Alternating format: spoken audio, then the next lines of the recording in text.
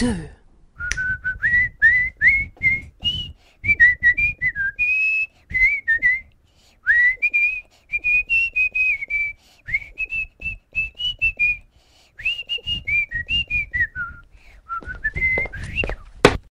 Oh putain ta gueule! Ça a été vu, ma secrétaire a vu ça.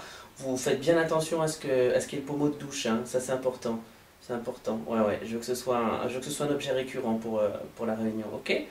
Alors je suis cancer, ascendant cancer. C'est-à-dire que j'ai les deux côtés du cancer. Je peux être quelqu'un de très rétractile, c'est-à-dire d'être un peu sur mon... Vous savez, quand on est sur son compte à soi, c'est pas que je sois fermé, c'est qu'au contraire, j'aime bien être réservé, réfléchir avant de parler, et puis essayer d'être vrai, essayer de dire la vérité. Je crois que c'est l'exercice le plus difficile quand on est un homme politique de mon envergure.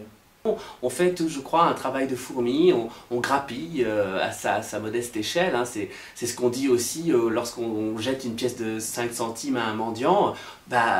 Oui, c'est le début de la fortune, c'est comme ça qu'on démarre, c'est comme ça qu'on a envie aussi de s'investir davantage dans la société. Donc ça, si je vous dis que c'est le nerf de la guerre et que c'est la tête pensante du parti, pour quelle raison?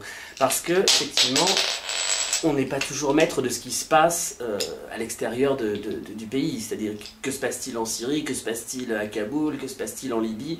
On est bien obligé parfois de supposer, d'anticiper, bref, de faire ce qu'on appelle de la géostratégie, et notamment sur le placement de nos soldats à l'étranger. Donc, bon, pour placer les soldats à l'étranger, comment ça se passe? Moi, je fais ça tranquille en matinée. Donc, on a par exemple là, les rouges...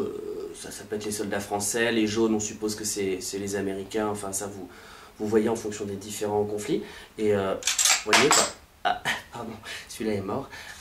Voilà, donc on peut les placer donc, dans les différentes villes. Là, vous voyez, hop, j'en mets un à Damas. Ça tient pas toujours, c'est pas encore au point. Celui-là, hop, je vais le mettre, je sais pas, à Kaboul par exemple. Et puis le dernier, je vais le placer en Syrie ou ailleurs, ou en Afghanistan. Et puis après, on les place, on suppose, etc.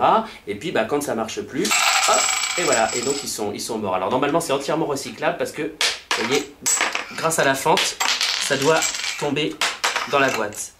Voilà.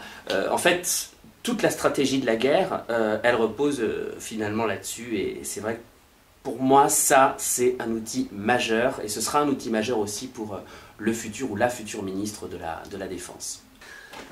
Ça, il appartenait à mon grand-père, hein, qui était à la Chambre des députés il y a à peu près 50 ans. Et ce petit train-là, pour lui, symbolisait l'avancée, la vitesse, aller de l'avant.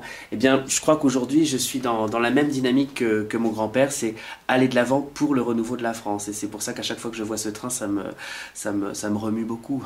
Je suis un homme politique ouvert, je suis un homme politique naturel, un homme politique qui aime la France, un homme politique qui est tourné vers les Français.